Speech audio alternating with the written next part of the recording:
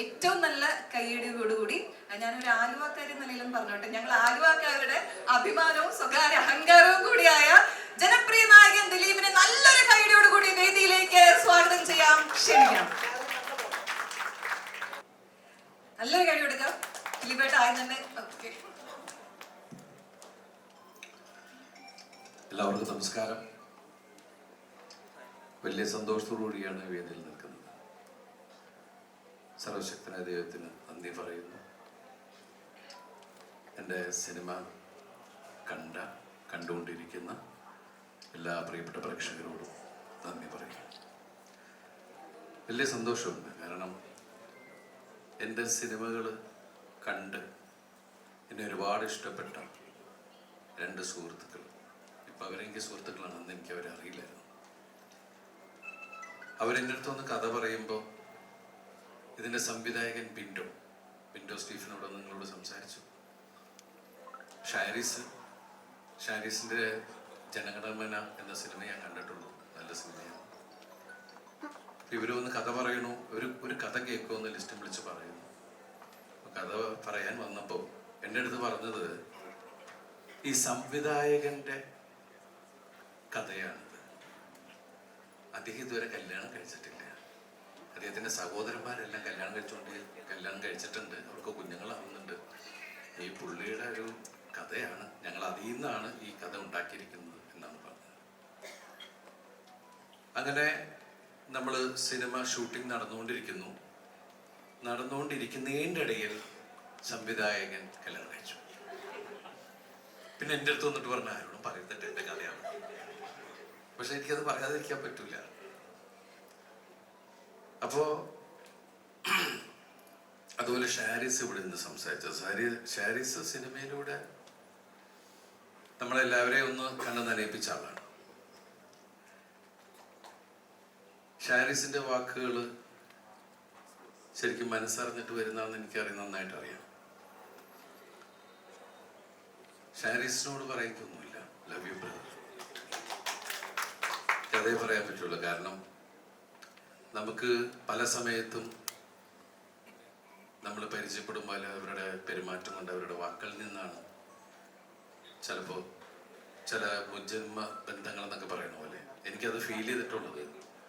ഞാൻ വല്ലാത്തൊരവസ്ഥയിൽ നിൽക്കുന്ന സമയത്ത് ഇറങ്ങിയ സിനിമയാണ് രാമലീല. ആ രാമലീല എഴുതിയ സച്ചി നമ്മളെ വിട്ടുപോയി. എനിക്ക് തോന്നിയിട്ടുണ്ട്, സച്ചി എനിക്ക് വേണ്ടിയാണോ ഇവിടെ ജനിച്ചത്? കാരണം എനിക്ക് ഏറ്റവും അപകടമുള്ള സമയത്ത് എന്നെ മലയാള സിനിമയിൽ വീണ്ടും പിടിച്ചു നിർത്തിയത് അരുൺ ഗോപി സംവിധാനം ചെയ്ത രാമലീലയാണ്. ആ സിനിമയ്ക്ക് എൻ്റെ കരിയറിലെ ഏറ്റവും വലിയ ഹിറ്റുകളിലൊന്നാണ് രാമലീല. ഏറ്റവും പ്രതിസന്ധിയിൽ നിൽക്കുന്ന സമയത്ത്, ഇനി മലയാള സിനിമയിൽ ദിലീപ് ഇല്ല എന്ന് പറയുന്ന സമയത്ത് ഇവിടുത്തെ ലക്ഷക്കണക്കിന് ജനങ്ങൾ തിയേറ്ററിലേക്ക് ഓടി വന്ന് ആ നടനെ ഇവിടുന്ന് അങ്ങനെ കളയാൻ പാടില്ല എന്നുള്ള രീതിയിൽ പിടിച്ചു നിർത്തിയൊരു സിനിമയാണത്.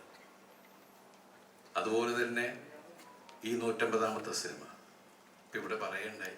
എൻ്റെ 100ാമത്തെ സിനിമ കാര്യസ്ഥനായിരുന്നു. ആ സിനിമയിലും എൻ്റെ അച്ഛനായിട്ട് അഭിനയിച്ച സിദ്ദീഖാണ്. എൻ്റെ 150ാമത്തെ സിനിമയിലും എങ്ങനെയൊക്കെയോ കറങ്ങി തിരിഞ്ഞ് സിദ്ദീഖ് തന്നെയായിട്ട് എൻ്റെ അച്ഛനായിട്ട് അഭിനയിക്കുന്നത്. അപ്പം ഞാനിടയ്ക്ക് പല സിനിമകളും ഞങ്ങളങ്ങനെ അച്ഛൻ മകൻ, ഇപ്പോൾ നിങ്ങൾക്ക് എല്ലാവർക്കും ഇഷ്ടപ്പെട്ട സിനിമകളിലൊന്നാണ് മൊത്തം കയ്യിൽ നിന്ന് പോയി ഒരു രീതി നടക്കുന്ന ബാലം വക്കീലിലെ എൻ്റെ അച്ഛൻ. അപ്പം ഞാനിടയ്ക്ക് ഫോൺ ചെയ്യുമ്പോൾ അച്ഛാ എന്ന് പറഞ്ഞാൽ വിളിക്കണേ. കാരണം അങ്ങനെ ഒരു ചില ബന്ധങ്ങൾ ഉണ്ടാവാന്ന് പറയില്ലേ. അതുപോലെ ലിസ്റ്റിൻ്റെ കൂടെ ഞങ്ങൾ അവരോടൊക്കെ വെച്ച് കണ്ടുള്ള സൗഹൃദങ്ങൾ മാത്രമേ ഉള്ളൂ. ലിസ്റ്റിൻ്റെ കൂടെ പടം ചെയ്തിട്ടൊന്നുമില്ല. മലയാള സിനിമയിലെ ഒട്ടുമിക്ക താരങ്ങളെ വെച്ച് നിർമ്മിക്കുന്ന ഒരു വലിയ കമ്പനിയാണ് മാജിക് ഫ്രെയിംസ്. അപ്പോൾ ലിസ്റ്റിന് അങ്ങനെ ഒരു കഥ, ലിസ്റ്റിൻ്റെ ഒറ്റ ആഗ്രഹമാണ്, ചേട്ടാ ഈ പടം അടിക്കണം, ഈ പടം നമുക്ക് ആവശ്യമാണ് എന്ന് പറയുന്ന. കാരണം ഞാനൊരു നിർമ്മാതാവാണ്, അദ്ദേഹത്തിൻ്റെ സുഹൃത്തുക്കളും അല്ലെങ്കിൽ മറ്റുള്ള ഹീറോസ് ഒക്കെ ആയിട്ട് സിനിമ ചെയ്യുന്ന ഒരാളാണ്. പക്ഷേ ഇപ്പൊ ഷാരിസ് പറഞ്ഞ പോലെ അദ്ദേഹത്തിൻ്റെ ചെറുപ്പകാലത്ത് ഞാൻ അദ്ദേഹത്തെ ഒരുപാട് ചിരിപ്പിച്ചിട്ടുണ്ട് എന്നുള്ളതാണ്, അല്ലെങ്കിൽ ചിന്തിപ്പിച്ചിട്ടുണ്ട്.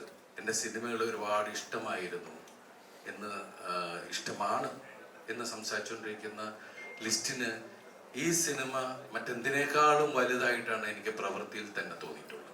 സത്യം പറഞ്ഞ ഈ സിനിമ വരുമ്പോൾ, ഈ സിനിമ റിലീസാവുന്ന നിമിഷം വരെ വലിയ പരസ്യങ്ങളൊന്നും ഇല്ലാതിരുന്ന സിനിമയാണ്.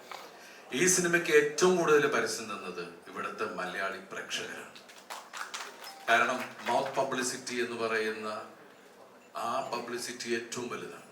പ്രത്യേകിച്ച് ഇന്നത്തെ അവസ്ഥയിൽ നമുക്ക് ഒരാൾ ഒരു കാര്യം പറഞ്ഞാൽ അത്രയും വേഗത്തിലാണത് ലോകത്തിന്റെ മുമ്പിലേക്ക് എത്തുന്നത്. അതിന് സഹായിക്കുന്നത് ശരിക്കും പറഞ്ഞാൽ ഈ സിനിമയിൽ ഏറ്റവും എടുത്തു പറയേണ്ട ഒന്ന് തന്നെയാണ് നമ്മൾ സോഷ്യൽ മീഡിയയിലൂടെ. കാരണം ഈ സിനിമയുടെ ഒരു വലിയ പ്രസ് മീറ്റും കാര്യങ്ങളുമൊക്കെ വെക്കുന്ന സമയത്ത് ഒരു കൊച്ചു വേടിയിൽ നിന്നാണെങ്കിൽ നമുക്ക് വേണമെങ്കിൽ ഈ സിനിമയുടെ മൊത്തം കഥ പുറത്തേക്ക് പോകാം.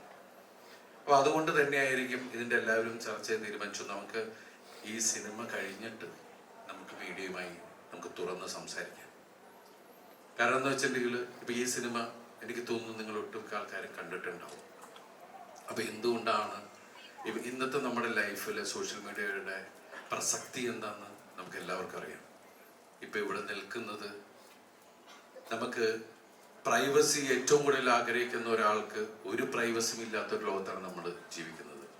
കാരണം നമുക്ക് പറയാനുള്ള ഇപ്പം നിങ്ങളെല്ലാവരെയും ഇവിടെ ക്ഷണിച്ചത് നന്ദി പറയാൻ നിങ്ങളോടും, നിങ്ങളിത് എത്തിക്കുന്ന ആൾക്കാരോടും, അത് കാണുന്നവരോടും, കണ്ടുകൊണ്ട് നിൽക്കുന്നവരോടും നന്ദി പറയാനാണ് ഇങ്ങനെ ഒരു വേദി ശരിക്കും പറഞ്ഞ് ഞങ്ങളെല്ലാവരും കൂടി ഒരുക്കിയിരിക്കുന്നത്.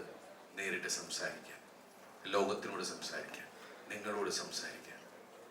അതുപോലെ തന്നെ ഈ സിനിമയുടെ ക്യാമറമാനാണ് രണദേവ. അദ്ദേഹം ഇവിടെ ഇതുവരെ വന്നിട്ടില്ല. അദ്ദേഹത്തിൻ്റെ ഗംഭീര വർക്കുകൾ ഒന്നാണ്.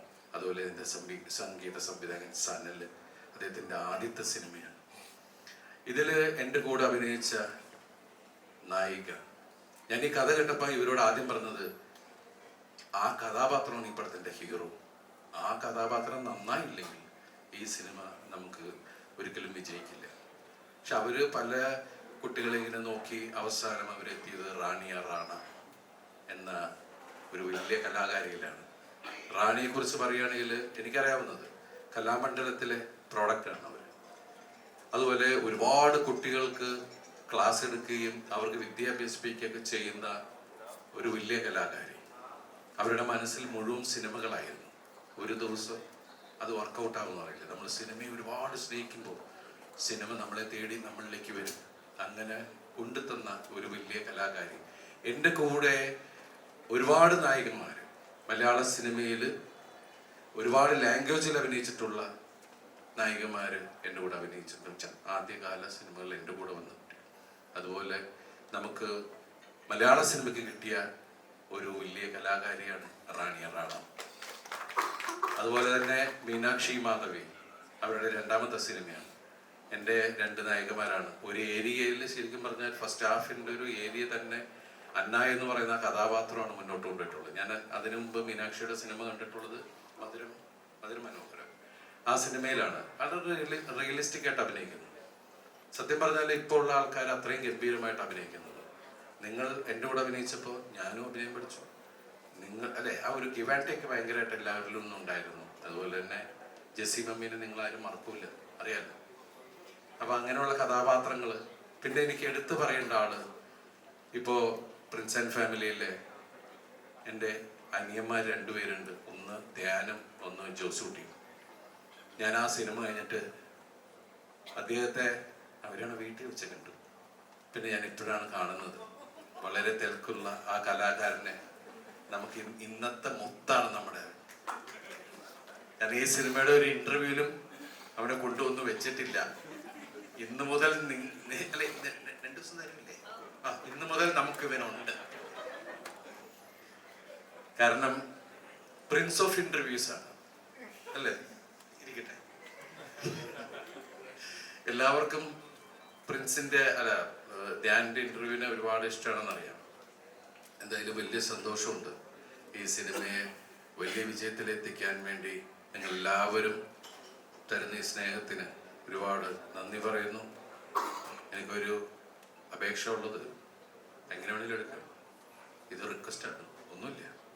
കുറേ വർഷങ്ങൾക്ക് മുമ്പ് എന്നെ അടിച്ചിടാൻ വേണ്ടി കൂടുന്ന ആൾക്കാരല്ലേ നിങ്ങളൊക്കെ. ഇപ്പൊ ഒന്ന് എഴുന്നേറ്റ് നിൽക്കാൻ നിൽക്കുന്ന സമയത്ത് എനിക്ക് എൻ്റെ കൂടെ നിൽക്കാം.